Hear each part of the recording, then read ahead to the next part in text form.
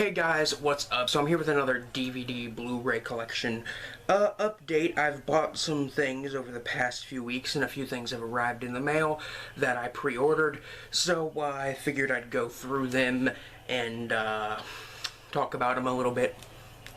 So I guess I'll start with the stuff I bought like a week ago. It's starting to get around the time of year that all horror fans love, which is October. It's Halloween. It is a time when everybody watches horror films. Even people that don't usually watch many horror films tend to watch at least one or two around this time of year. So I decided to stop by the store because I just got paid a few days before that, and I wanted to pick up some movies. So I grabbed two movies that I knew almost nothing about, and two other movies that I have seen before and that I actually kind of enjoy. I grabbed the Poltergeist double feature on DVD, which it has Poltergeist 2 and 3 on it, and not many people really like these ones. I like the first sequel a lot. I actually, at one point in my life, I thought the first sequel was a lot scarier than Poltergeist, but then I kind of grew up a bit, and the original Poltergeist is still absolutely terrifying. The third one is another one that isn't that great, but it is still watchable, and I still kind of like it. Next, I bought Always Watching, a Marble Hornets story, which is the Slender Man horror film. I haven't said this. I don't think I've ever talked about it once.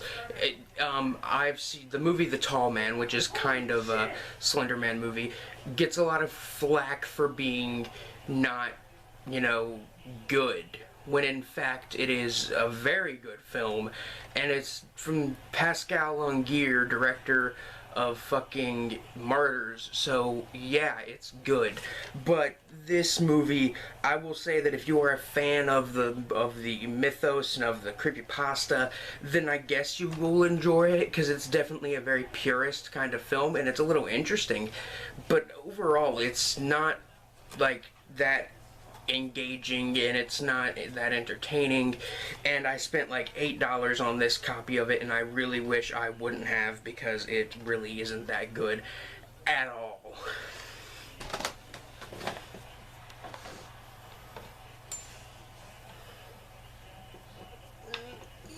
I need to plug in this camera. Ooh, oh, okay, we're gonna have to move it up. Okay, there we go. And the last thing I bought that day was Lost After Dark, which is, I guess, a tribute to 80s slashers similar to Gutterballs. I hope this is a good, entertaining movie. But on IMDb, this currently has a lower rating than Always Watching, and I get the feeling that I'm probably going to enjoy this more than Always Watching, because I really enjoy 80s slashers. It says here on the back, Dread Central said that this is the best 80s slasher film that wasn't made in the 80s, and I really hope that it is at least violent and has a bunch of boobs, or it's at least entertaining, has enough goofy characters to keep me interested. So, haven't watched that one yet. I bought it over a week ago. I should probably watch that. Next we got the stuff that arrived in the mail from some stuff I pre-ordered. First thing, one of the things I decided to just grab because I really like this movie is Things from 1989, the first Canadian shot on 8mm direct-to-video horror film, and it is a very bizarre movie, and it's one of those movies that's really, really bad, and I honestly think it's probably one of the best bad movies ever made, and it's so nonsensical and just absurd, and there are just so many things wrong with this film that it's just not good at all. But it's very, very entertaining and pretty violent.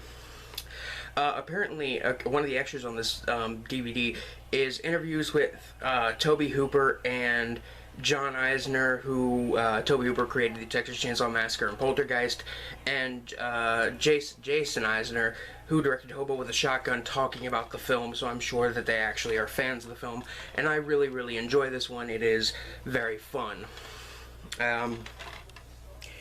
Then I got Wormwood, Road of the Dead, that, you know, that zombie film from, like, last year. It's just this year getting, like, a release on DVD, so I'm just gonna go ahead and say it's one of the gems from last year, and this is probably one of my favorite zombie comedies to come out within the last few years. Probably one of the best zombie comedies I've seen since Shaun of the Dead. And the thing is, this film really isn't, you know, classified as a zombie comedy. It's more of just like a zombie action film, but in some of the plot points might seem a bit stupid, but at least they tried to be original with the whole zombie, with the whole idea of the zombies, and I really liked what they did with it.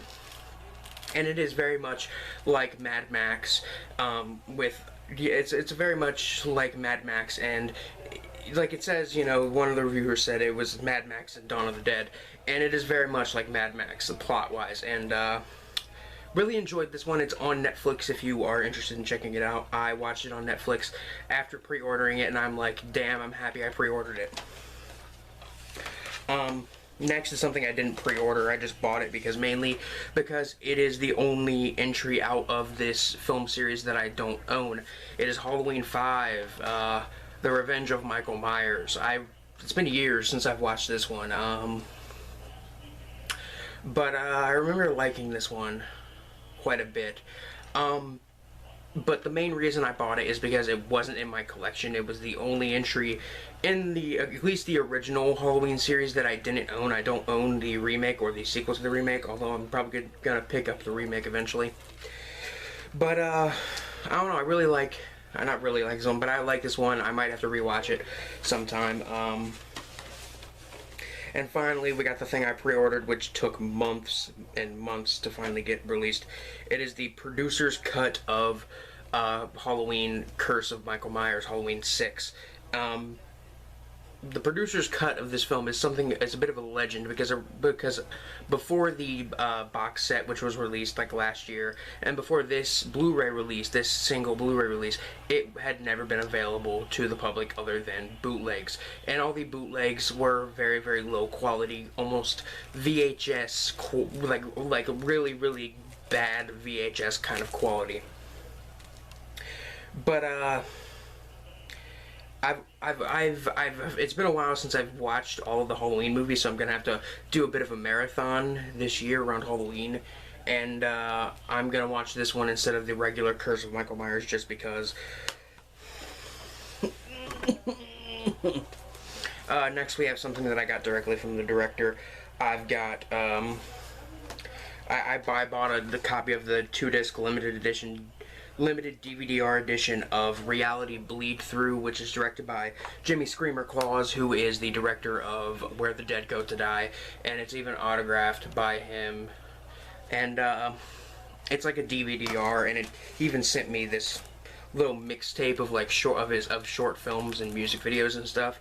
So that's kind of cool. But you see that on the discs he crossed out where it says DVD-R and put like legit DVD, and he drew little monsters on the discs, which I don't know if that's a thing that he just does, or if he just draws different monsters for each one. But that's pretty cool. And I got number 96 out of 100. So this is only 100 copies of this are available, so happy I picked it up. I've only watched like half of it so far because I was tired, and I was like, you know what, I want to watch a movie, and then I tried to watch it, and I was like, okay, I'm too tired for this, so I'm gonna have to re-watch it. Then we got Mutant Girl Squad Blu-ray DVD combo.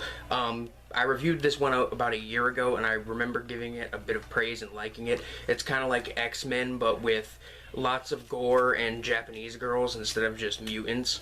Japanese female mutants instead of just mutants in general. And it's a movie, all right. It's very gory and ridiculous, and it's from the director of Tokyo Gore Police, and I really dig this one. I'm gonna have to rewatch it. But I got this off eBay for like $5, and I could not deny a copy of this film for $5 because I like this film enough to buy it for at least 10. But I'm happy I got it for 5, and it's a Blu-ray DVD combo, which is even better. next we get on to the stuff I bought actually today. You know, I went back to Walmart and I was like, okay, let's see if they have anything else, you know, interesting in the horror genre. And I grabbed this, even though they've had this one for a while. It is the Children of the Corn collection, similar to the Hellraiser collection that I have, which is literally just the six sequels to Children of the Corn that exist. There's like 10 now, I think, but this is just like the first 6 sequels, which I'm interested in seeing the first sequel, because I haven't seen that one. I've only seen the third Children of the Corn movie and the first one, and I actually own both of them already. So I figured I'd pick this up because it was only $5 and watch it. Because the Hellraiser one of this that I have is pretty good quality, considering they are like just movies crammed onto discs. But yeah, definitely gonna watch this one. Gonna check them all out.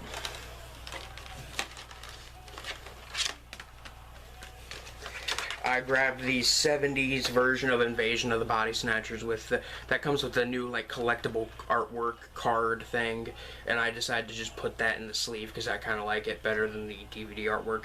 But I really enjoy the 70s Invasion of the Body Snatchers film. I honestly think it's better than the one from the 50s, but I do also very, very much enjoy the one from the 50s. It is a very close second to this one, but this one had Leonard Nimoy and Donald Sutherland in it, and it was really, really awesome.